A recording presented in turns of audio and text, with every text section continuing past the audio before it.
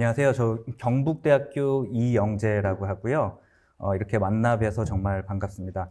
오늘 사실 발표하고 이렇게 설명드릴 주제는 원달러 환율에 대해서 발표드릴 텐데요.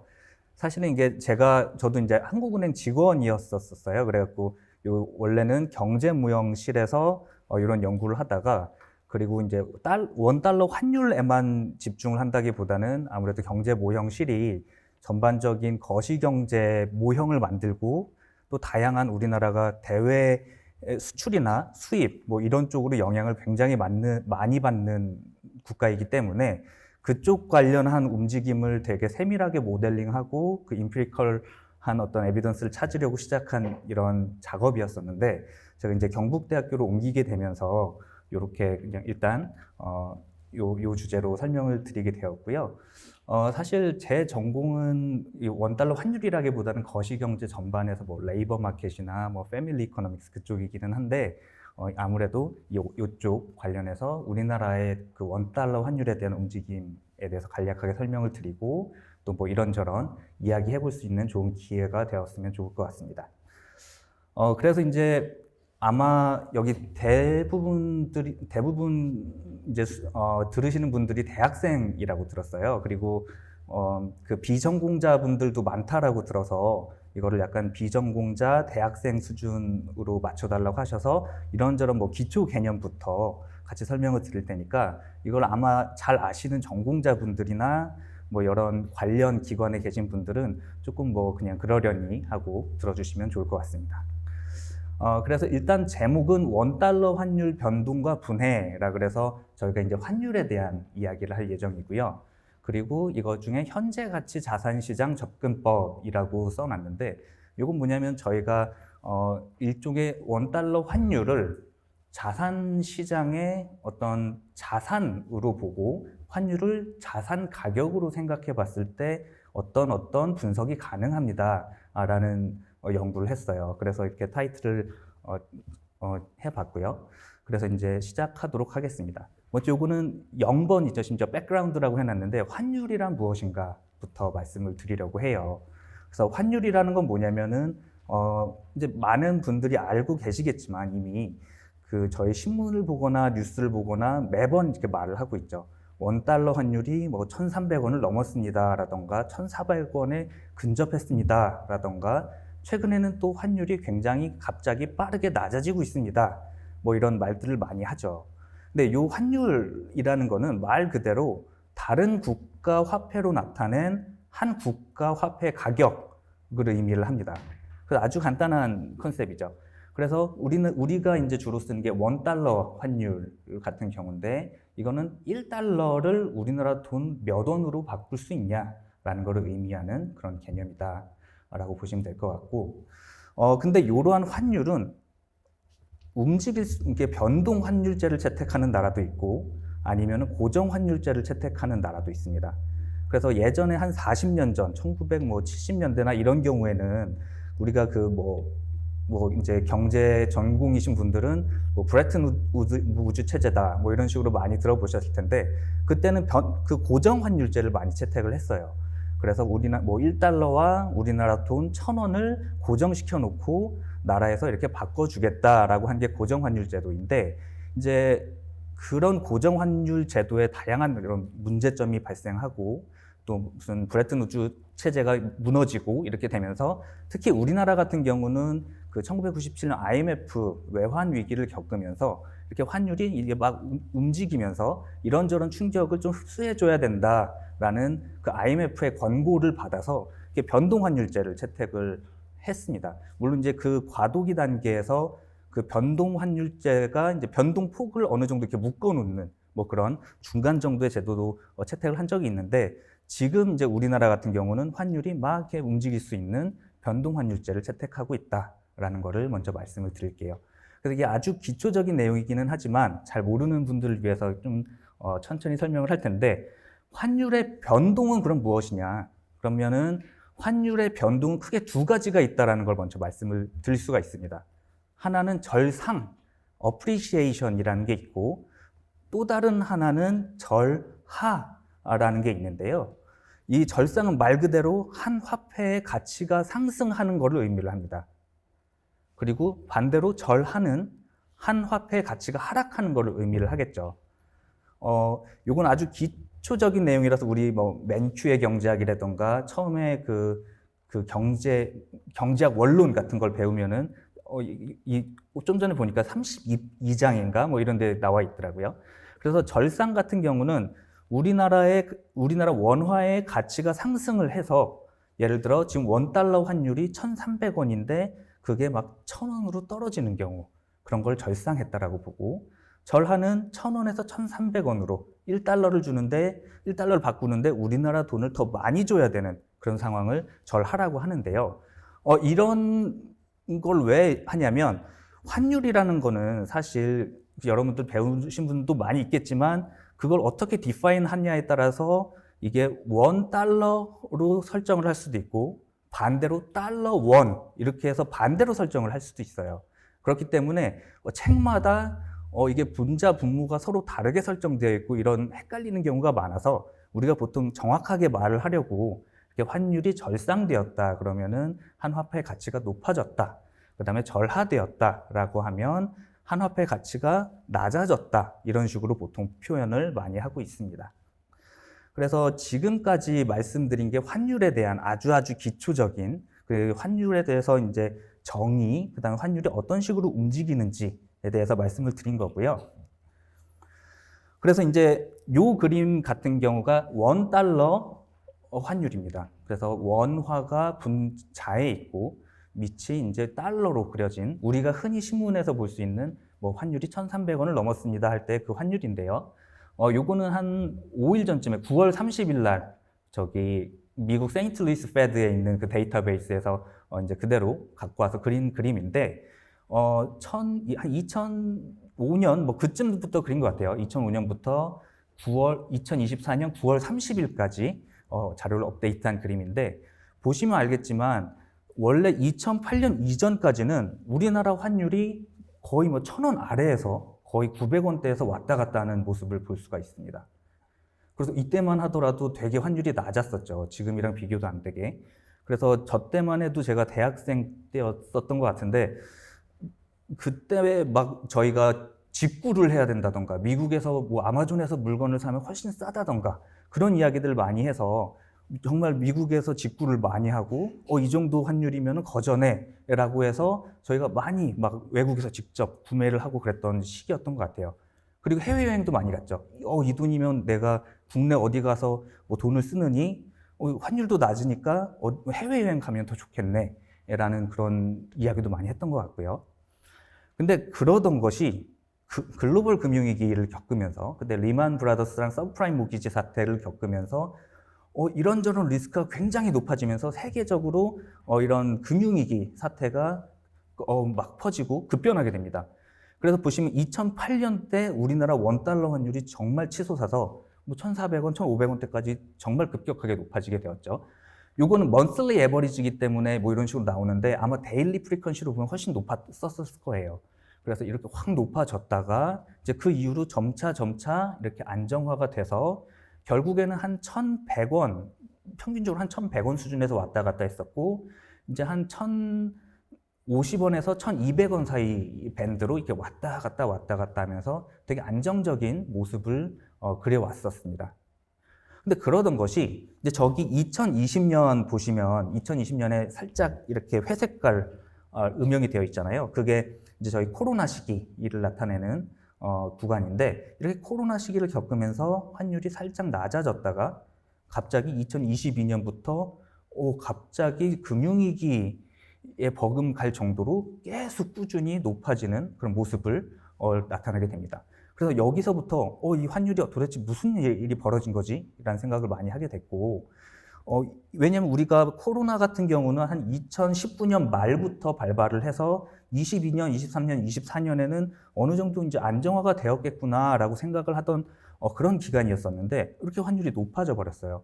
그래서 이 환율이 도대체 무엇 때문에 이렇게 높아졌는지에 대해서 사람들이 많은 관심을 가졌고 지금 또 마찬가지로 저 끝에 되면 이렇게 낮아지고 있는 모습이 보이는데 이게 반대로 또 굉장히 낮아질 수도 있겠죠 앞으로. 그렇다면 환율이 또 왜 이렇게 낮아지는지 그걸 분석하는 게 굉장히 중요한 이슈가 되었었습니다. 그렇다면은 이제 환율이란 게 굉장히 복잡하고 경제에 미친 영향이 아주 다양하고 중요한데요. 요 그림 같은 경우는 이제 제가 직접 그린 건 아니고 그 이승우 박사님의 환율의 이해와 예측이라는 책에서 그대로 가지고 온 건데, 만약에 환율이 상승하게 되면 이렇게 세 가지 경로를 통해서 우리 경제에 이런저런 영향을 미치게 됩니다. 특히 환율이 높아지는 경우를 예를 들어 설명을 하면, 환율이 높아지면은 당연히 환율이 높아지니까 해외에서 수입해오는 물건들의 가격이 높아지겠죠. 그래서 이제 수입 물가가 높아지게 되고, 그렇게 되면 이제 원가가 높아지고 또 물가가 상승하고, 그래서 실질 구매력이 감소하고 그래서 소비가 둔화되는 뭐 이런 채널이 있을 수가 있고요.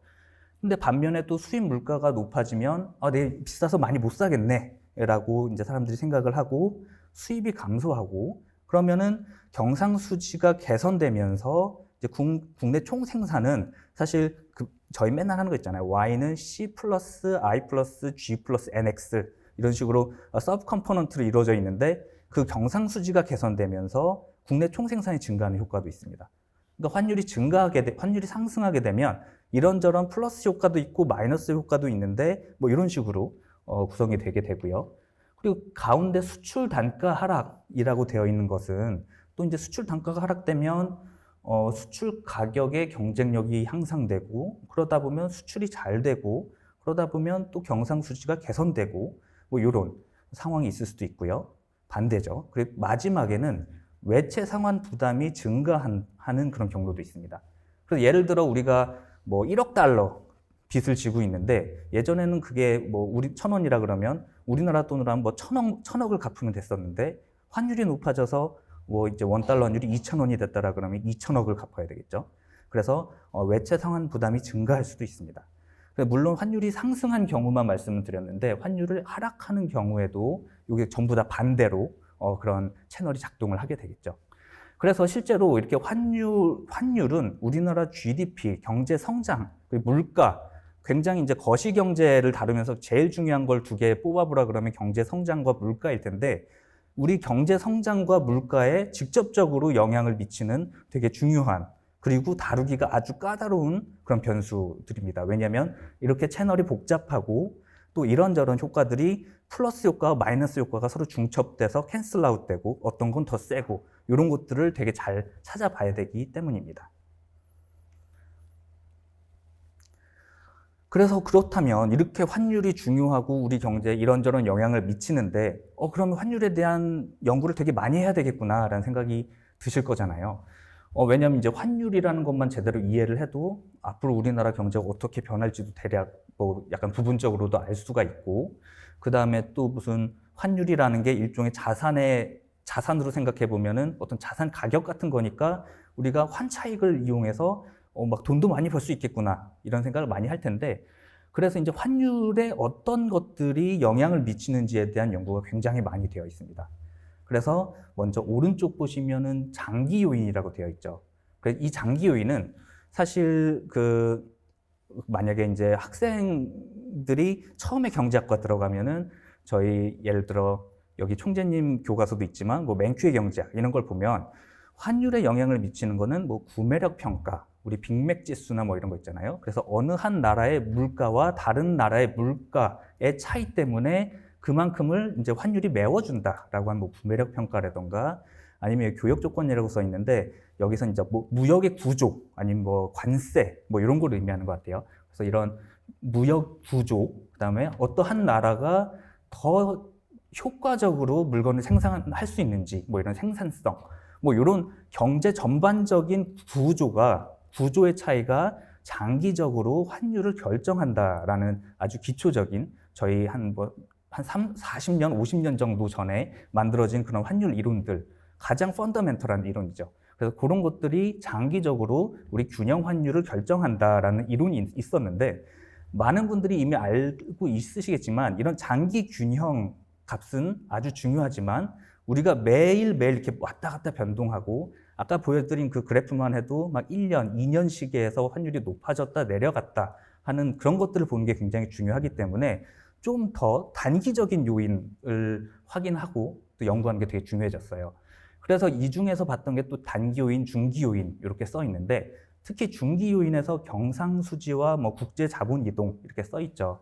그래서 아까 뭐 우리가 지금은 경상수지나 혹은 무역수지가 되게 좋은 흑자를 나타내고 있는데 이게 불과 한 1년 얼마 전만 하더라도 우리가 무역수지 적자가 굉장히 심한 적이 있었거든요. 그래서 이러한 무역수지가 플러스냐 마이너스냐에 따라서 이게 돈이 들어오고 나가고 이런 것들이 결정이 되기 때문에 이게 분명히 환율에 영향을 미칠 것이다 라고 하는 이런 요인들이 있고요. 이외에도 결국에 환율이라는 것은 돈이 얼마만큼 들어오냐 나가느냐 이런 게 중요하기 때문에 우리나라 금리가 미국 금리에 비해서 얼마만큼 높냐 낮냐 이런 것도 영향을 미칠 수가 있습니다.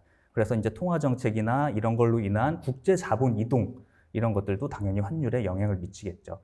그래서 만약 비전공자 분들을 위해서 조금 더 부연 설명을 하자면 만약에 은행이 두 개가 있어요. A은행이 있고 B은행이 있는데 A은행에서는 뭐 이자율을 10%씩 줘요. 근데 B은행에서는 5%씩밖에 안 줘요. 그러면 당연히 돈을 더 이제 금리를 많이 주는 이자를 많이 주는 은행에 돈이 몰릴 거잖아요. 근데 환율도 거의 비슷합니다. 그래서 미국의 만약에 이자율이 10%다.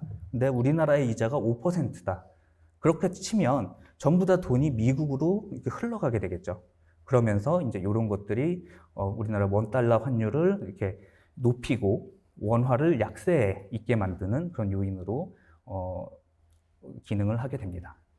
이외에도 뭐 단기 요인이라고 써 있는데 이런 것들은 여러 가지 리스크 요인이라든가 기대, 뭐 기술적인 뭐 그런 반동, 뭐 외환시장 개입 이런 요인들이 있고요. 그래서 장기 요인, 중기 요인, 단기 요인들이 모두 다 버무러져서 환율이 막 출렁출렁 되기 때문에 이렇게 다양한 요인들이 환율에 영향을 준다라고 많은 연구가 되어 있기는 하지만 도대체 이 뭐가 얼마만큼 제대로 도대체 몇 원을 올리는지 이런 거를 효과적으로 좀 퀀터티브하게 분석하기는 굉장히 어렵다라는 거를 이 그림으로 볼 수가 있습니다. 그래서 환율이 되게 복잡하고 중요한데 어려워요. 그래서 만약에 여기 경제 전공하시는 분들이 계시면 이쪽을 되게 잘 파시면은 되게 전도유망한 그 분야 중에 하나가 아닐까 싶고 지금도 그 어디더라 UCLA였나 그 이치오키 교수님이나 이런 교수님들 보시면은 하시는 뭐 이런 환율 쪽 연구가 굉장히 각광을 받고 다양한 환율에 대한 퍼즐이 있는데 그런 퍼즐들을 하나씩 해결하면 그 퍼즐 하나 해결할 때마다 굉장히 큰 주목을 받고 아주 사람들이 좋아하는 그런 분야가 아닌가 싶습니다.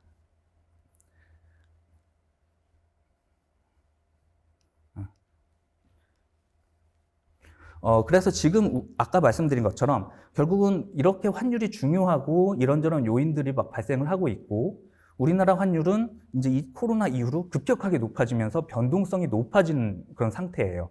그래서 그렇다면은 이렇게 지금 환율이 높아지고 변동성이 심해졌는데 그럼 우리나라의 이런 환율이 높아진 원인 이런 몇 가지 중요 요인을 모두 다 고려한 모델을 만들어서 과연 어떤 부분이 얼마만큼 우리 환율에 영향을 줬는지 좀 이렇게 퀀터테이티브하게 살펴보는 게 중요하겠죠. 그래서 앞으로의 지금 설명드릴 거는 이제 그 부분에 대해서 말씀드리도록 하겠습니다. 첫 번째로 아까 그 은행에 대해서 은행 뭐 A은행은 10%, B은행은 5% 이거에 대해서 말씀을 드렸잖아요. 요게 이제 그거와 관련된 그림인데요. 이거는 지금 미국의 금리랑 우리나라 기준 금리를 이제 서로 빼서 얼마만큼 차이가 나는지를 그려놓은 그 디퍼런스 그림입니다. 그래서 이게 마이너스로 가게 되면은 우리나라 금리가 미국 금리보다 더 높다라는 뜻이고요. 반면에 저게 플러스로 가게 되면 우리나라 금리가 미국 금리보다 낮다라는 의미가 되는 거죠. 그래서 이제 08년부터 그린 그림인데 대다수는 이제 우리나라 금리가 미국보다 더 높았었죠. 그래서 이제 전반적으로 미국에 비해서 우리나라 금리가 더 높은 그런 수준을 많이 유지를 하고 있었는데 그때 딱 22년도부터 상황이 조금 달라지더니 우리나라 금리가 미국보다 훨씬 더 낮아져서 이런 한미 금리 차가 굉장히 높아지게 되는 그런 상황이 발생을 하게 됩니다. 물론 저 중간에 18년, 19년에도 뭐 그런 경우가 있었지만 금세 다시 이렇게 마이너스적으로 돌아왔었는데 이제는 계속 높은 수준으로 유지가 되고 있는 것을 볼 수가 있죠. 물론 이제 미국도 금리를 계속 유지를 하다가 앞으로 낮추게 되면 요 금리 차이가 줄어들고 뭐 그렇게 되긴 할 텐데 이제 요 그림에서는 이제 금리 차가 쭉 유지되는 그런 상황을 보실 수가 있고 또 마침 공교롭게도 22년, 23년부터 이렇게 한미 금리 차이 역전돼서 높은 수준을 유지를 하고 있었는데 딱 보시면 22년부터 환율이 급등을 하기 시작하는 뭐 이런 모습을 보이고 있죠. 그래서 아까 그 A은행, B은행 얘기한 것처럼 이제 우리나라 돈이 뭐 저쪽으로 다 흘러가서 이런 한미 금리 차 때문에 이렇게 환율이 올라간 건가라는 사람들의 일단 의심 뭐 그런 것들이 이제 되게 강해지게 됩니다. 그래서 저희 한참 환율 올라갈 때만 해도 신문 기사나 뉴스 같은 걸 보게 되면은 이렇게 한국은행이 금리를 빨리빨리 높이지 않고 금리 차가 벌어지게 돼서 환율이 이렇게 높아져 치솟은 거 아니냐 뭐 이런 말들이 되게 많았었죠. 그래서 그렇다면 이제 요 모형에 의하면은 이런 한미 금리 차 때문에 과연 원달러 환율이 얼마 정도 상승한 건지 한번 계산을 해보자라는 문제의식을 가질 수가 있고요. 그 다음에 또 하나는 이 두 번째 그림인데 EPU 인덱스라는 게 있어요. 요거는 별것은 아니고 전 세계의 어떤 불확실성이 얼마나 되는지 어떤 그 경제의 불안함 뭐 이런 것들이 얼마나 되는지를 인덱스화 시킨 그 그림인데요. 빨간색이 글로벌 그림이고 이제 까만색이 미국 그림이에요. 그래서 딱 보시면 알겠지만 2020년에 코로나가 막 발생했을 때 뭐 전 세계와 미국 모두 다 이런 불안함이 굉장히 높아졌었는데 미국 같은 경우는 코로나 이후로는 다시 이전 수준으로 회복되는 모습을 확인하실 수가 있죠. 그리고 반면에 글로벌은 아직 그렇게까지 수렴하지 않고 여전히 꽤나 높은 수준으로 왔다 갔다 하는 모습을 확인해 볼 수가 있습니다. 이거는 아무래도 뭐 여러 전쟁도 났었고 그 다음에 지금도 이스라엘이랑 이런 전쟁들이 계속되고 있는데 그런 것들이 이제 반영된 결과가 아닐까 싶고요. 그래서 이제 미국이랑 글로벌이랑 보면은 이런 불안함, 어떤 그 uncertainty에 대한 정도가 좀 다르게 움직이고 있다. 그러면 당연히 미국이라는 나라의 화폐는 굉장한 안전자산이라고 생각을 할 수도 있는데 그러면 당연히 미국 쪽으로 더 돈이 많이 몰리겠죠. 그래서 이런 것들을 봐도 이런 불안함의 차이, uncertainty의 차이가 또 환율을 이끌어가는 뭐 그런 중요 요인이 아닐까라는 사람들 의심 아니면 그런 생각이 계속 되었습니다. 그리고 요 세 번째 그림은 조금 생소할 수 있는 그런 그림인데요. 요거는 CIP 데비에이션이라 그래서 Covered Interest Rate Parity에 얼마만큼 위배되는가를 나타내는 그림입니다. 근데 요거는 별것은 아니고 그냥 해석을 좀 더 하자 그러면 이런저런 연구가 있어서 되게 다양하게 해석을 할 수 있는 그런 지표이기는 한데 CIP 데비에이션 같은 경우는 일종의 미국 달러에 대한 서플라이가 있고 디맨드가 있을 텐데 이게 상대적으로 공급이 더 부족하게 되면은 아래쪽으로 확 커지는 마이너스 쪽으로 커지는 그런 성질을 가지고 있다라고 생각을 하시면 될 것 같아요. 예를 들어서 2008년 금융위기 때 이럴 때 보시면은 갑자기 그때 이런저런 금융에 대한 제약이 많이 생겼었거든요. 왜냐면 그때 금융위기였기 때문에 앞으로는 금융에 대한 건전함 이런 걸 추구하고자 이런저런 제약이 많이 생겼어요. 그래서 어떤 그 미국 통화를 공급하는 데 있어서 일종의 그 비용 같은 게 생긴 거죠. 그래서 그 백그라운드를 갖고 생각을 해보시면 02년 정도에는 CIP 데비에이션이 거의 없는 0 수준에서 왔다 갔다 하면서 달러의 공급과 디맨드가 서로 잘 맞아 떨어져서 이런 편차, CIP 편차가 없었는데 이제 금융위기 때 한번 왕창 커지고 나서 이런저런 달러 공급에 대한 여러 코스트가 생기고 나니까 계속 마이너스 방향으로 살아남고 있다는 걸 확인해 보실 수가 있죠. 이 말은 뭐냐면 결국 달러에 대한 서플라이 역시 어떤 환율에 영향을 미칠 수 있다라는 학계의 되게 다양한 고민이나 아니면 그런 의심 같은 게 발생을 하게 됐습니다. 그래서 이것도 지금 되게 중요한 환율 결정에 대한 중요한 팩터 중에 하나로 이제 학계에서 주목을 하고 있습니다. 그래서 요거는 이제 $1 환율에 대한 CIP 데비에이션을 그린 건데 여전히 이렇게 마이너스 쪽으로 계속 살아남고 있죠. 그리고 요건 마지막 네 번째 요인을 그린 건데요. 요거는 무역 수지라고 보시면 돼요. 정확히 보면은 그 트레이드 볼륨, 그 익스포트랑 임포트를 모두 합친 거를 이제 분모로 놓고 그다음에 익스포트를 분자로 나서 0.5를 빼서 일종의 인덱스화 시킨 건데 이거는 이제 0보다 크게 되면 무역 수지가 흑자인 거고 이제 0보다 아래에 있으면은 무역 수지가 적자인 상태를 나타내는 거다라고 보시면 될 것 같습니다. 그래서 보시면 알겠지만 우리나라 무역 수지 같은 경우는 대부분의 기간에서 되게 이제 플러스 방향이었죠. 플러스 방향. 그래서 우리나라가 뭐 수출도 많이 하고 그래서 거기서부터 벌어오는 돈 같은 것도 많이 있었고 그랬었는데 이제 22년 마침 딱 환율이 치솟기 시작한 그 시점부터 무역 수지 적자가 되게 심각했던 적이 있었어요. 물론 지금은 적자 상태는 아니고 쭉 다시 올라와서 흑자로 전환되어 있는 상태인데 그래서 요 연구를 시작할 때만 하더라도 이렇게 무역 수지 적자로 인해서 환율이 이렇게 쭉 올라간 것이 아니냐라는 그런 어떤 질문이라든가 의심들이 많이 있었습니다. 그래서 지금까지 소개시켜드린 총 4가지 요인들이 있었잖아요. 그 백그라운드에 대해서. 이 4가지를 모두 다 이제 포괄하는 모델을 한번 만들어 보고, 과연 그럼 어떤 그 $1 환율이 이렇게 막 치솟고 변동이 심한데 그게 얼마만큼 기여했는지 보는 게 이 지금 발표의 목적이거든요. 그래서 첫 번째로는 지금 사상 최대 한미 금리 차, 뭐 지금 좀 달라질 수도 앞으로 달라질 텐데 이렇게 한미 금리 차가 되게 컸고 그래서 연준의 통화정책 기조 플러스 한국은행의 통화정책 기조에 따라서 이렇게 금리 차가 달라질 텐데 이런 금리 차가 $1 환율에 미친 영향을 한번 모형에 넣어보고 두 번째로 아까도 보셨지만 계속 끝나지 않고 국제 분쟁이 계속되고 있죠. 뭐 우크라이나랑 러시아 전쟁부터 시작을 해서 그 다음에 또 뭐 지금 이스라엘 뭐 이런 게 계속되면서 저희가 막 오일 프라이스라든가 굉장히 막 왔다 갔다 그 환율에 영향을 줄 수 있는 뭐 그런 되게 다양한 불확실성이 높아진 상태예요.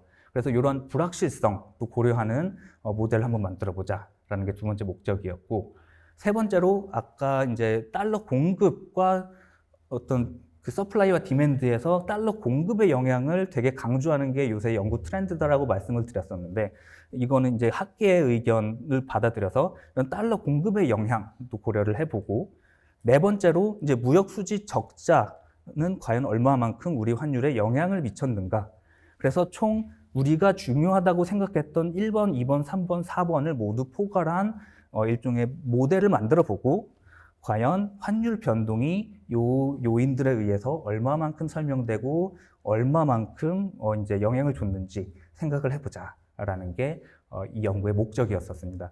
그러면 당연히 이 환율이란 게 통화 정책에 의해서도 영향을 받고 또 이 통화 정책을 앞으로 어떻게 해야 되는지도 중요하게 이제 만드는 그런 요인이고 또 이제 한국은행에서도 여러 그 외환 정책 같은 걸 할 텐데 이제 이런 것들을 하는 데 있어서 좀 도움이 되는 일종의 모니터링 디바이스로 활용될 수 있겠다 그런 생각을 했었었죠. 그런데 이제 환율이 아까 말씀드린 것처럼 거시 경제에 굉장히 많은 다양한 경로로 영향을 미치고 또 이제 중요하게 작동을 하는데 반해서 이 연구가 굉장히 어렵다라고 말씀을 드렸었잖아요. 그래서 물론 저도 환율만 한 전공자는 아니지만 환율 전공하신 분들도 굉장히 이걸 어려워하는데 지금으로부터 40년 전에 미젤 로그오프라는 되게 훌륭하신 분들이 거시 펀더멘털과 환율이 단절되어 있는 것 같은 현상이 있다. 뭐 이런 거를 발견을 했습니다. 이건 뭐냐? 거시 펀더멘털은 뭐냐면 이런저런 거시경제 이론이라든가 아니면 뭐 그런 데서 반드시 우리나라 뭐 환율에 영향을 줄 법한 다양한 거시 변수들이 있을 거잖아요. 거시 이론에 따르면. 근데 그런 거시 펀더멘털, 그런 중요한 거시 변수들이 마치 환율에 아무런 영향을 주지 않는 것 같다라는 거를 실증 분석을 해보니까 그런 결과를 보이게 된 거죠. 요거는 뭐냐면 결국 주요 거시 이론의 거시 펀더멘털의 현재 및 과거 정보가 이걸 가지고 환율을 예측을 한번 해봤더니 그냥 일반적으로 환율을 랜덤워크한다라고 놓은 것보다도 오히려 예측을 못하고 그냥 설명을 전혀 못하는 그런 이상한 현상이 발생됩니다. 그래서 그냥 이런저런 어려운 짓을 하지 않고 그냥 환율은 랜덤 워크해 라고 놨을 때보다도 오히려 설명을 못하는 거죠. 이런저런 변수를 아무리 넣어봐도요. 그래서 요거는 제가 한 건 아니고 저기 김 et al 2021년에서 이런저런 모형을 이용해서 지금 말씀드렸던 한번 환율의 그 다양한 펀더멘털 정보를 이용해서 앞으로의 환율을 뭐 예측하고 그 설명력을 한번 테스트해 본 결과인데요. 보시면 뭐 H1 같은 경우는 뭐 한 달 후, 뭐 H12는 1년 후, 뭐 이런 걸 예측을 해본 건데 전부 다 5번 같은 경우 빼고는 전부 다 그냥 랜덤워크 모형보다 환율이 자기 마음대로 그냥 랜덤워크하게 막 움직인다라고 설정한 것보다도 오히려 예측력이 더 떨어진다라는 거를 라는 그 결과가 나왔어요. 그래서 우리나라 경우에도 이런 미젠 로그프 퍼즐이 좀 발생하는 것 같다라는 걸 확인해 볼 수가 있고, 그래서 이게 되게 어렵습니다. 환율을 잘 예측하면 큰 돈도 벌 수 있을 것 같고 통화 정책도 잘할 수 있을 것 같고 우리나라 거시 경제도 안정시킬 수 있을 것 같은데, 요게 환율에 대한 연구가 되게 어려운 측면이 여기서 발생을 하게 됩니다.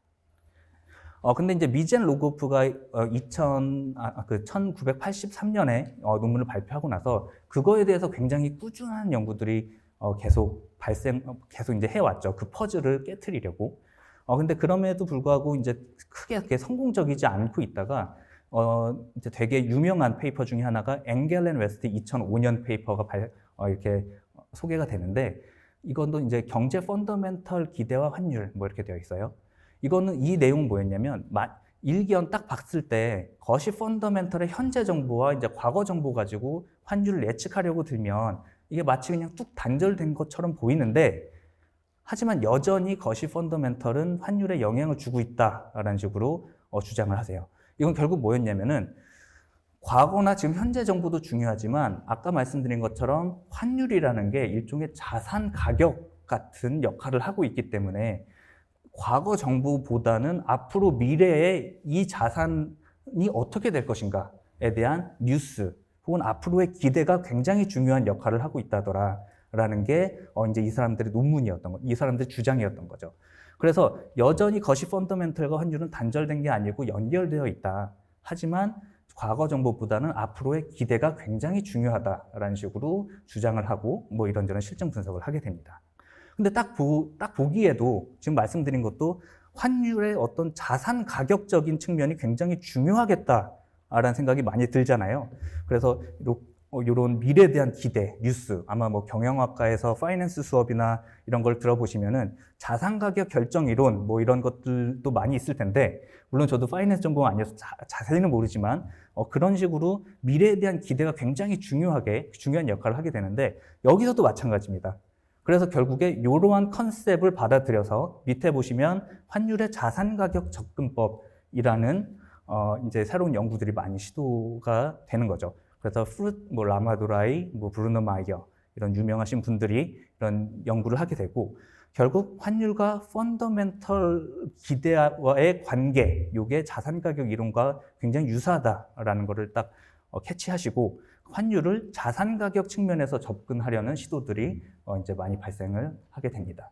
그래서 만약에 저희가 맨날 그 캐리 트레이드 이런 거 신문에 많이 나오는데, 여기서도 뭐 예를 들어 그 이자율이 싼 나라에서 돈을 빌려다가 뭐 이렇게 하면 수익이 날 수 있다라는 게 이제 캐리 트레이드 뭐 이런 건데, 여기서 초과 수익이 발생하게 되면은 기존의 우리 이론으로는 이런 초과 수익이 발생하면 안 되는데, 여기서 초과 수익이 발생하면 요거를 일종의 자산 가격 이론에서 그 위험 프리미엄만큼 돈을 더 주는 거다라는 식으로 접근을 하게 되거든요. 그래서 환율도 요런 컨셉에서 이제 접근을 하게 되고, 그래서 기본 요인으로는 우리 아까 말씀드렸던 이자율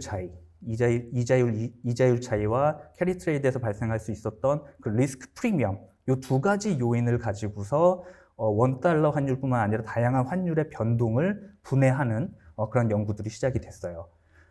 근데 이제 비교적 최근에 이제 2017년부터 이런 연구들이 계속 되다가 그럼 환율 변동을 이렇게 내외 금리 차나 리스크 프리미엄 두 가지 요인으로만 쪼개는 것도 굉장히 훌륭하고 단기 환율을 설명하는 데 있어서 앞으로의 기대를 다 집어넣기 때문에 꽤나 유용한 방법이긴 하지만 이렇게 두 개로만 쪼개면 조금 그렇다. 그래서 이런 일종의 저희 계량 경제학 배우면은 그 오미티드 베리어블 바이어스가 발생하듯이 이렇게 조금 더 다양한 컴포넌트들로 쪼개보는 게 좋지 않겠냐라는 식의 문헌들이 나타나게 됩니다.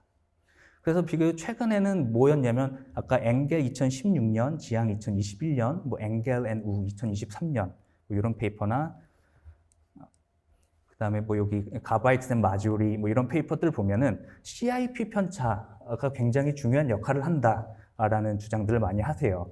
그래서 아까도 보셨듯이 그 달러의 어떤 공급 요인을 CIP 편차가 대변할 수 있는데 그런 것들을 모형에 집어넣게 되면 한 환율 변동의 18%는 한 20% 정도까지 설명을 할 수 있다. 그래서 굉장히 중요한 요인이다라는 연구가 계속 되었고 이외에도 뭐 브린차스나 헬레나 레이 뭐 이런 페이퍼 보면은 무역 수지도 이렇게 환율에 미치는 영향들이 있다라는 연구들이 지속되었습니다.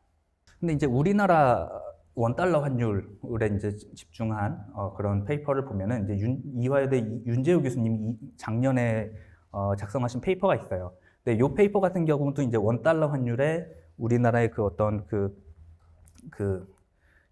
자산 가격 접근법, 특히 현재 가치 자산 가격 접근법을 이용해서 뭐 이런저런 연구를 하신 건데 여기도 이제 위험 프리미엄이랑 한미 금리 차 이게 두 가지를 가지고서 연구를 하셨죠.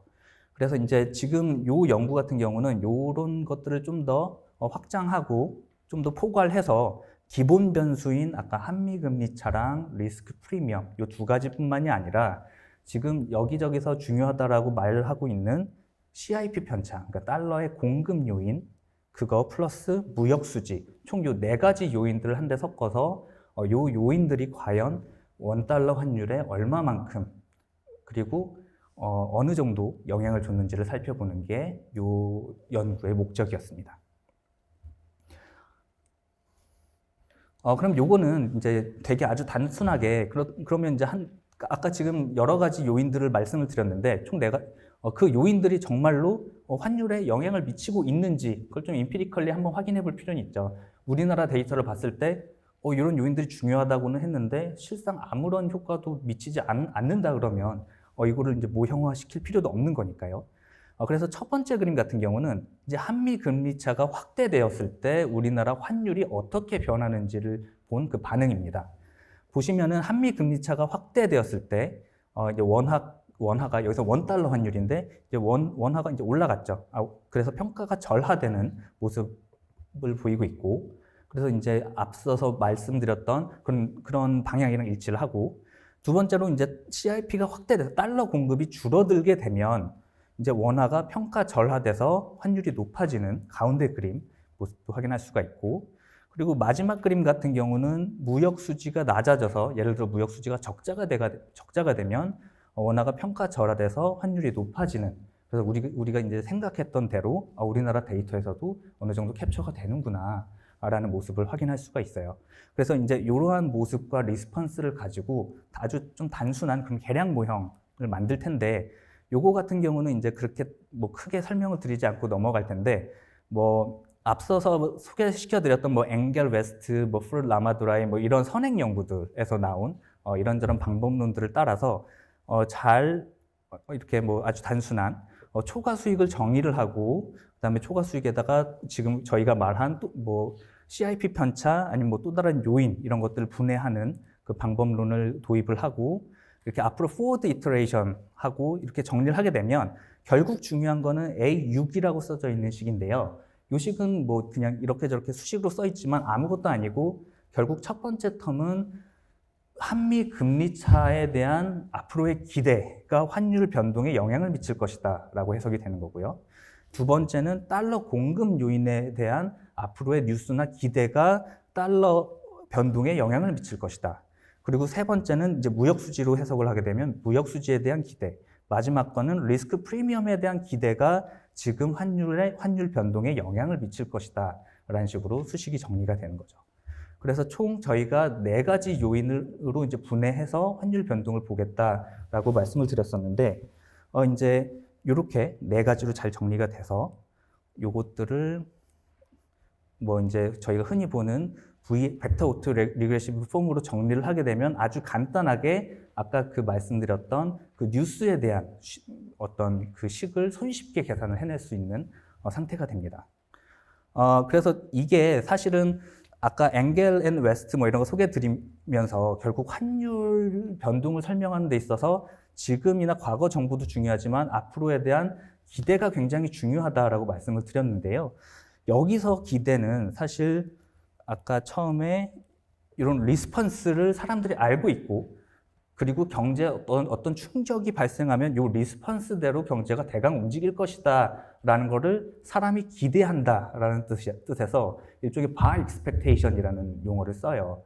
그래서 물론 앞으로 기대가 어떻게 변할지 뭐 그런 거 되게 많이 배우시거나 들어보셨을 거예요. 뭐 rational expectation 뭐 이런 얘기 들어보셨을 거고 아니면 앞으로 어떻게 변화할지에 대한 굉장히 다양한 그런 expectation을 집어넣을 수 있을 텐데 이 문헌에서는 아직 뭐 선행 연구가 많지도 않고 처음 시도하고 그런 거기 때문에 이렇게 이런 리스폰스대로 변수가 움직일 거다라는 거를 기대하는 그런 사람들을 상정했다라고 보시면 될 것 같습니다.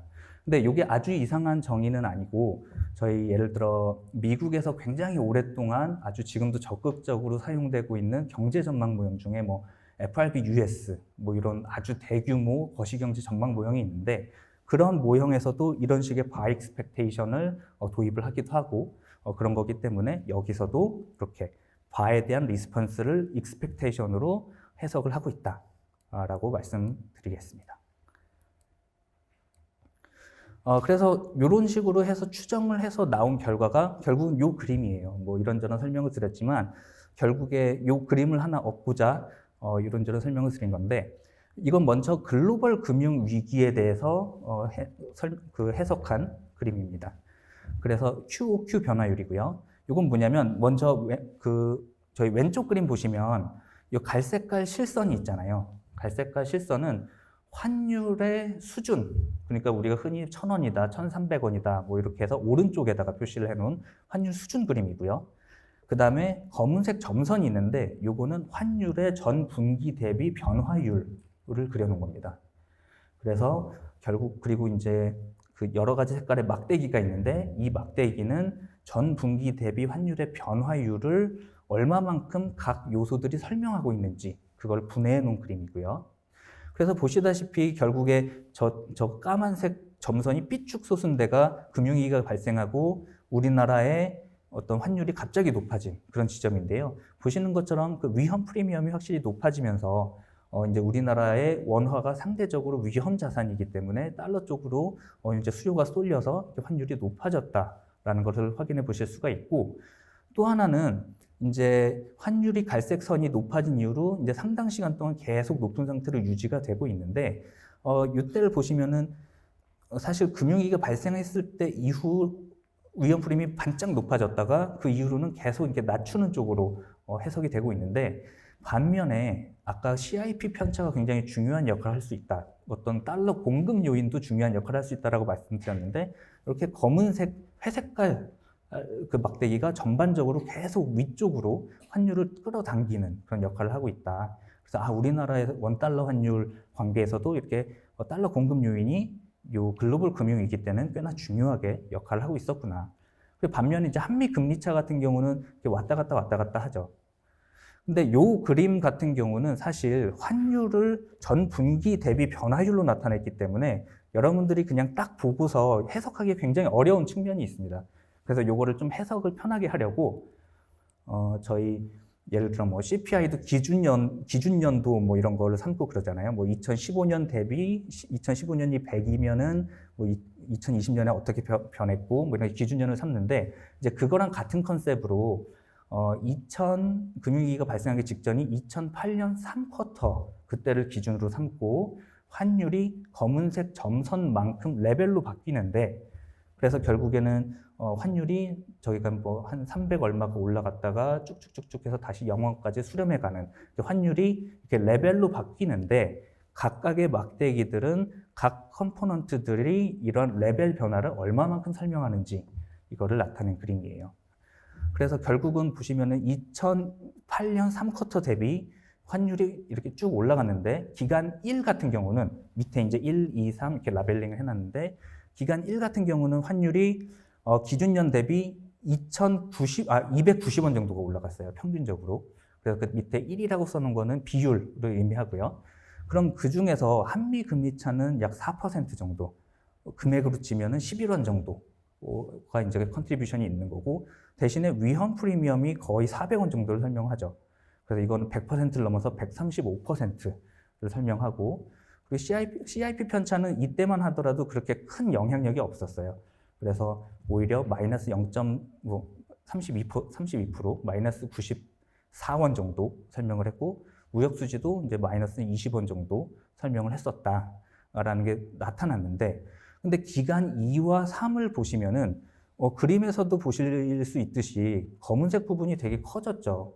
이거는 뭐냐면은 금융위기 이후로 계속 이런저런 금융 규제가 되게 강화되면서 달러 공급이 예전보다 조금 더 비싸졌다.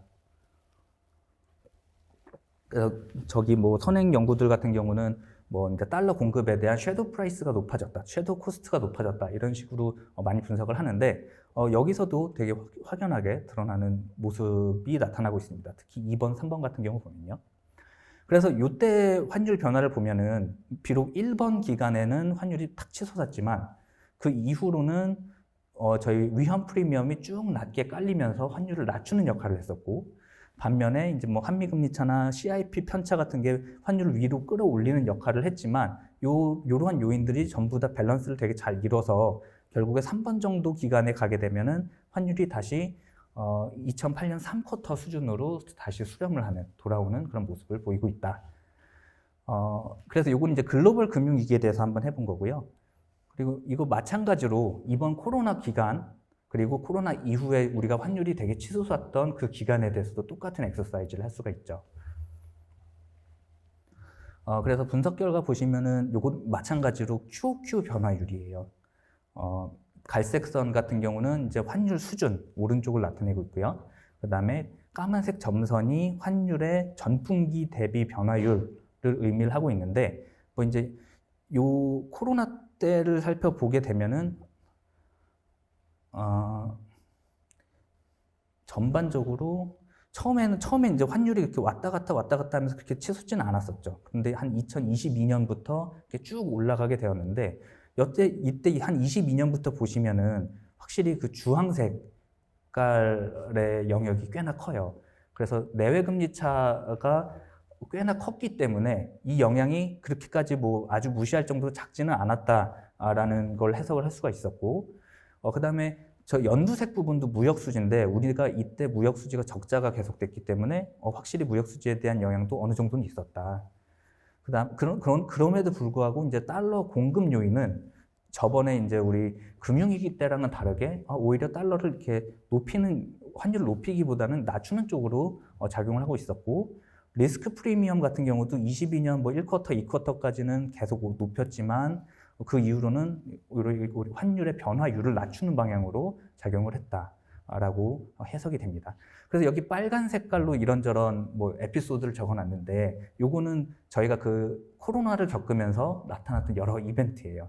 그래서 맨 밑에 왼쪽부터 보시면은 중국 제로 코로나 정책을 시행한 적이 있었어요. 그래서 코로나가 쭉 이렇게 잘 진행되어 오다가 중국이 그때 코로나가 굉장히 많이 확산돼서 우리는 막 이렇게 그 락다운 같은 경우도 막 되게 세게 하고 그랬었던 적이 있었는데, 그래서 2021년 저 화살표 있는데 보시면은 원래 리스크 프리미엄 위험 기피 요인이 상당히 사그라들었다가 갑자기 중국 제로 코로나랑 그리고 저때 우크라이나 러시아 전쟁이 딱 터졌어요. 그 시점입니다. 그럼 보시면 파란색이 갑자기 탁 높아지는 모습이 보이죠. 그래서 이렇게 리스크 요인이 요 정도로 환율에 영향을 줬구나라는 걸 알 수 있었고, 근데 그 오른쪽 네모를 보시면은 중국 리오프닝이라고 써 있어요. 그럼 중국이 이제 어느 정도 코로나가 잡혀 있고 이제 다시 락다운을 풀고 리오프닝을 한다라고 정책 기조를 전환했던 시점인데, 그때 보시면은 이제 위험 기피 요인이 해소되면서 오히려 환율을 확 낮춰주는, QOQ 환율 변화율을 확 낮춰주는 그런 영향을 보이고 있죠.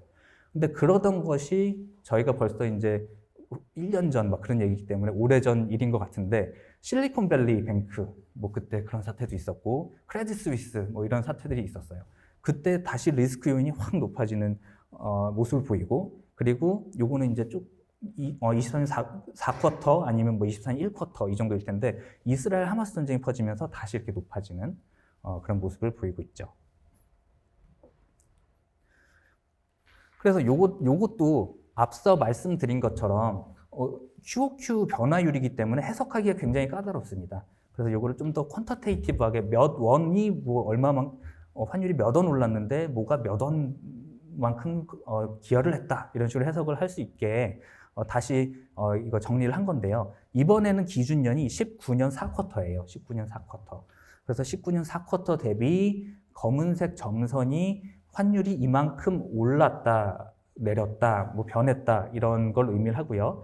마찬가지로 색깔 막대기가 그것이 각각 얼마만큼 기여를 했는지를 나타낸 그림입니다. 그래서 사실 1번 기간 같은 경우는 이제 코로나가 한참 막 창궐했던 그런 시기죠.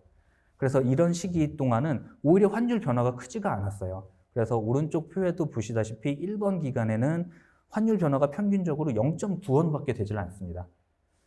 0.9원밖에 되질 않아요. 근데 이때를 디컴포즈를 해보면 오히려 그때는 한미 금리 차가 크지 않고 오히려 우리나라 금리가 더 높았던 그런 시절이죠. 그렇기 때문에 이러한 주황색 부분이 환율을 쭉 낮춰주는 그런 역할을 하고 있었던 거고, 대신 코로나가 창궐하고 있으니까 위험 프리미엄이 엄청나게 높아져서 이제 환율을 끌어올리는 그런 역할을 하고 있었던 거죠. 근데 이 두 개가 공교롭게도 잘 캔슬아웃돼서 환율 변화는 한 0.9원 정도밖에 안 되는 그런 안정적인 모습을 보이다가 이제 2번이랑 3번 기간은 조금 얘기가 달라지는 게 이때부터 미국이 뭐 인플레이션과의 싸움을 막 시작하면서 금리를 굉장히 급격하게 올리고 그랬던 시기고, 그렇기 때문에 이제 한미 금리 차가 높아지고 그랬던 시기거든요. 그래서 2번 같은 경우는 이때만 해도 환율이 평균적으로 174원이 높아집니다. 그런데 이게 한미 금리 차가 한 11원 정도 기여를 했고, 이 당시만 해도 한미 금리 차가 그렇게 크지는 않았기 때문에 대신 위험 프리미엄이 확 높아지면서 이제 244원 정도, 대신 CIP 편차는 금융위기랑은 다르게 오히려 그 달러에 대한 서플라이는 그렇게까지 막 쪼여들지 않고 그런 상태이기 때문에 오히려 환율을 낮추는, 물론 여기서 환율을 낮췄다라는 건 2019년 4쿼터 대비를 의미를 하고 있어요. 그래서 요거 대비서 환율을 낮추는 그런 역할을 하고 있었고, 무역 수지는 뭐 한 15원 정도 높이는 역할을 했다. 그래서 우리가 무역 수지가 되게 그때 적자가 심각해서 이게 환율에 굉장히 큰 영향을 준 거 아니냐라는 이야기들이 많았었는데, 여기서는 상대적으로 한 15원 정도의 역할밖에는 하지 않았다. 그래서 이게 무역 수지가 그때 마이너스로 좀 많이 가긴 했었지만 바로 이제 또 회복되고 뭐 그런 모멘텀들이 있었기 때문에 그렇게까지 심각한 건 아니었던 것 같다라는 걸 여기서 알 수가 있죠. 그리고 3번 같은 경우는 이제 3번 기간 시작될 때쯤에 갑자기 파란색이 확 이제 줄어들고 뭐 이런 것들을 볼 수가 있죠. 그래서 이것도 마찬가지로 이때 환율 변화는 135원 정도가 높아진 그런 상태였는데, 이때 한미 금리 차는 82원 정도. 이때는 왜냐하면 저희 한미 금리가 더 크게 벌어졌을 때니까요. 이 정도 기여를 했고, 위험 프리미엄은 대신 많이 낮아졌어요. 140원 정도.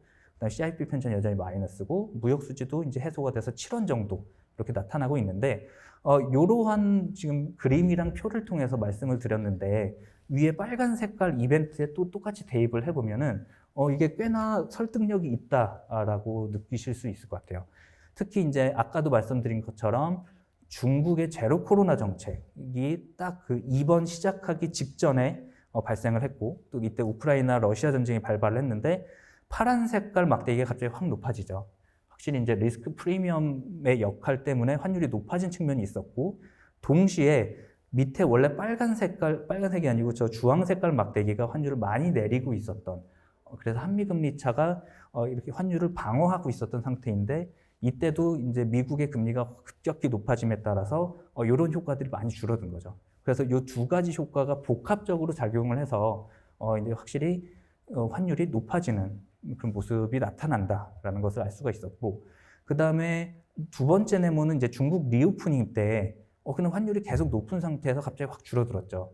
요거는 확실히 이제 중국 쪽의 리스크가 해소가 되면서 파란 색깔 막대기가 딱 줄어들었다라는 것을 알 수가 있어요. 대신에 한미금리차 요인은 더 높아졌기 때문에 주황 색깔의 쉐어는 더 높아졌죠. 근데 여기서 이제 맨날 원래 우리가 하던 말이 이렇게 환율이 높아졌는데 도대체 금리를 왜 이렇게 빨리빨리 안 올리냐 뭐 이런 저런 이야기들이 많이 있었잖아요. 근데 물론 제가 정책 결정권자는 당연히 아니기 때문에 뭐 그렇지만 여기서도 보시면 항상 이런 모니터링 할 때 이게 리스크 요인이 이만큼 줄어들었고 한미금리차 요인이 저 정도 돼서 여전히 금리를 높이는 요인인데 저 파란 색깔 그 대외적으로 발생하는 이런 리스크 요인이 어느 정도 잡히게 되면 우리가 금리 차이를 이 정도 유지하더라도 어느 정도는 꽤나 버틸 수 있겠네라는 뭐 그런 생각을 할 수도 있었겠죠. 그래서 만약에 이제 뭐 금리를 올리게 되면 우리나라 뭐 가계부채나 이런 거랑 내수 부분과도 굉장히 많은 연결고리가 있기 때문에 그 금리 정책, 통화 정책 하기 굉장히 쉽지 않은데 특히 이렇게 환율 부분에서도 이게 어느 정도는 방어가 되겠구나라는 거를 요 그림을 통해서도 좀 확인할 수 있겠다라는 걸 알 수 있었습니다. 특히 이제 그 이후로도 뭐 크레딧 스위스나 SBB 사태 같은 거 벌어지면서 다시 파란색이 팍 튀었죠. 공교롭게도. 그리고 나서 이스라엘 하마스 전쟁도 이렇게 확 튀고요. 그래서 지금까지 이제 환율이 계속 꾸물꾸물하면서 조금씩 올라가고 있는 상태입니다. 그런데 이제 미국이 빅컷 같은 거 하게 되면은 그 기대가 다 반영이 돼서 주황색 부분이 확 줄어들겠죠. 그거 플러스 지금도 아직 파란색 부분이 그렇게 해소되어 있을 것 같지는 않은데 이게 제가 요거 아직 업데이트한 부분을 여기다가 표시하진 않았는데 이게 그렇게까지 이제 파란색 부분이 해소되지는 않았을 것 같고 이제 주황색 부분이 점점 줄어들고 또 이제 금융위기 때와는 다르게 달러 서플라이도 그렇게 옥죄어 있는 그런 상태는 아니기 때문에 점점 뭐 어느 일정 수준으로 컨버지를 하지 않을까 그런 생각을 하고 있습니다.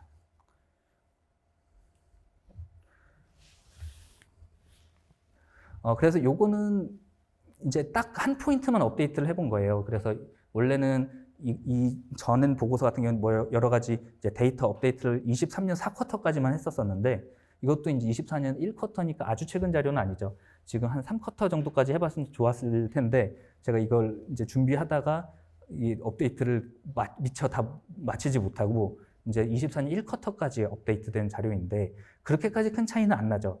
그래서 여전히 파란색 부분이 1쿼터까지만 해도 살아있고 이제 한미금리차 부분은 더 커져 있고 그렇게 됐는데 앞으로도 이제 이 프레임워크를 이용하면 이게 대강 지금 환율이 얼마만큼 높아졌고 얼마 정도 이렇게 변했는데 각 컴포넌트들이 이 정도 되겠다.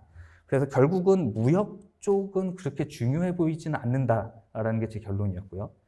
왜냐하면은 이게 아까도 환율이 우리나라 경제에 굉장히 많은 영향을 미친다라고 설명을 드렸었는데 그 방향이 사실은 환율이 변하면 무역이 변한다라는 설명이 있을 수가 있고 무역이 왜인지 모르지만 변하면 이제 거기 자금이 왔다 갔다 하면서 환율에 다시 영향을 미친다라는 우리 그 인더지너스한 관계가 설정이 될 수 있는데 여기서는 분석을 해보니까 오히려 이제 환율이 무역에 영향을 미치는 영향은 좀 더 클 수 있는 것 같은데 무역이 갑자기 변해서 환율에 영향을 미치는 뭐 그런 영향은 조금 작은 것 같다라고 해석이 되는 것 같아요. 그래서 이제 무역 영향보다도 4개 컴포넌트 중에 중요한 건 결국 지금 한미금리차, 그다음 위험 프리미엄, 그다음 달러의 공급 요인 이 3가지가 대다수의 좀 포션을 지키고 있고 그 중에서도 이제 아무래도 코로나 위기 때를 겪었기 때문에 위험 프리미엄이 계속 위로 끌어당기는 그런 역할을 하고 있는 것 같다라는 결론을 얻었습니다. 그래서 이걸 금융위기 때랑 코로나19 때를 비교를 해본 결과인데요. 그래서 이 그림 같은 경우는 조금 확연하죠. 그래서 금융위기 같은 경우는 환율이 이제 2008년 3쿼터 수준으로 다시 쭉 높아졌다가 다시 쭉 내려오는 그런 모습을 보이고 있는데 요거 같은 경우는 특히 위험 프리미엄이 금융위기 때, 그러니까 1번 기간에만 반짝 높아졌다가 다시 쫙 환율을 끌어내리는 그런 역할을 하고 있어요. 대신에 이제 뭐 한미금리차가 조금 높았었고 이제 CIP 편차가 위로 쭉 끌어올리는 그런 양상을 보이고 있었는데 이제 코로나 같은 경우는 코로나 초반에는 오히려 이렇게 환율 수준이 왔다 갔다 하면서 그냥 0 근방에서 놀다가 한 22년 되면 쭉 올라가서 다시 이렇게 계속 높은 수준을 유지하는 모습을 보이고 있잖아요. 근데 이제 가장 큰 차이점은 뭐냐면 결국 위험 프리미엄이 죽지 않고 있다라는 게 이제 가장 큰 차이점인 것 같아요. 그래서 특히 한번 그 환율이 탁 꺼졌을 때 한 23년 1쿼터 정도 보시면은 꺼졌을 때 그때 위험 프리미엄이 딱 사그라든 거 빼고는 국제 분쟁이 계속되고 있고 또 이제 뭐 러시아 우크라이나 전쟁이 좀 어느 정도 소강 상태에 됐나 싶었는데 또 다른 사태가 벌어지고 또 다른 사태가 벌어지고 또 이제 이제 괜찮아졌나 싶었는데 미사일을 또 날리고 뭐 이런 게 계속 반복되고 있기 때문에 확실히 이제 그 부분이 굉장히 크게 벌어지고 있는 것 같고 그리고 한미 금리 차도 어느 정도는 꽤나 크게 한 80원 정도는 역할을 하고 있는 것 같다. 대신에 이제 이렇게 이제 파란색 부분이 큰 상황에서 이 파란색은 우리가 사실 어떻게 컨트롤할 수 있는 부분은 아니기 때문에 저거를 이제 잘 눈여겨 보면서 빨간색 부분을 이제 통화 정책으로 잘 조정하는 게 중요한 것 같은데 이 부분에 대해서 사실 이제 여기 한국은행이라든가 이런 데서 이제 국내 내수 부분 아니면 다양한 부분, 가계 부채 부분 그런 것들을 보고 정책을 하신 것 같다라는 생각을 하고 있습니다. 그래서 결론인데요. 이제 결론은 별건 아니고 지금 $1 환율에 대해서 앞에 이제 환율이란 무엇인가 정의부터 시작해서 환율은 우리나라 이제 변동 환율제를 채택하고 있기 때문에 이렇게 왔다 갔다 움직이는 모습을 보이고 있는데 요거를 기존 논의와 최근 논의를 모두 합쳐서 그 한미 금리차 그리고 리스크 프리미엄뿐만 아니라 중요하게 생각하는 그 달러 공급 요인과 그다음에 무역 수지 이 총 4가지 요인을 넣고 확장한 환율 변동 분해 모형을 좀 구축을 해봤다. 근데 이건 이제 다분히 시기열적인 그런 특성을 많이 이용한 모형이죠. 그래서 이제 만약에 여러분들이 논문 같은 걸 봤을 때 보는 그런 스트럭처럴 모형이나 DSG 모형 그런 거랑은 조금 결이 다르기는 한데 어쨌든 요거는 최대한 그 시기열 정보를 이용해서 만든 그런 $1 변동 분해 모형을 구축해봤다. 근데 이제 금융위기 때는 아까 잠깐 정리해서 말씀드린 대로 위험 프리미엄이 한번 높아졌다 쭉 낮아지고 그리고 달러 공급에 대한 요인이 환율을 높여서 이 두 개가 서로 이제 캔슬아웃 되면서 환율이 경제 위기 이전 수준으로 복귀되는 모습을 보였었죠. 반면 이제 코로나19 때는 초반에는 환율 변동이 이렇게 서로 캔슬아웃 되면서 이렇게 잠잠하다가 결국 위험 프리미엄이 끝까지 죽지가 않고 이렇게 계속 살아남으면서 거기에 한미 금리 차 요인까지 이렇게 딱 얹어지면서 이제 높은 수준의 환율이 유지됐다. 그래서 이전 수준은 아직은 복귀되지 않았는데 앞으로 이제 빅컷이나 이런 것 때문에 어느 정도는 수렴할 것 같다라는 예상이고요. 그래서 이제 이 페이퍼의 한 가지 컨트리뷰션은 뭐냐면 물론 이 페이퍼가 아직 어느 뭐 저널에 나온 것도 아니고 피어 리뷰를 거친 것도 아니고 그렇기 때문에 이런저런 고쳐야 될 점이나 뭐 그런 것도 많이 있겠지만 일단은 이렇게 각 컴포넌트들이 환율에 몇 원만큼 영향을 미쳤다라고 해서 어떤 퀀터파이 할 수 있는 그런 컨트리뷰션이 있거든요. 그래서 이제 그거에 따른다면 물론 요거는 모형을 바꾼다던가 추정을 새로 한다던가 해서 바뀔 수도 있겠지만 한 80원 정도 효과는 있는 것 같다. 통화정책의 효과가 80원 정도 있는 것 같다라는 걸 알 수 있었고 그래서 이제 밑에도 말씀드린 것처럼 이거 외에도 당연히 이런저런 더 중요한 변수들도 많이 있을 수 있을 테니까 요걸 변수를 고려할 필요도 있고 지금은 모형이 쿼털리로 되어 있거든요. 근데 이제 쿼털리 말고도 만약에 먼슬리라든가 좀 더 하이 프리퀀시로 가게 되면 물론 노이즈도 같이 많이 껴서 이제 분석이 조금 어려질 수도 있겠지만 좀 더 고윈도 모형으로 변환하면은 우리 모니터링 하는데 조금 더 활용할 수 있겠다라는 생각을 해봤습니다. 예, 그래서 제가 준비한 내용은 여기까지고요.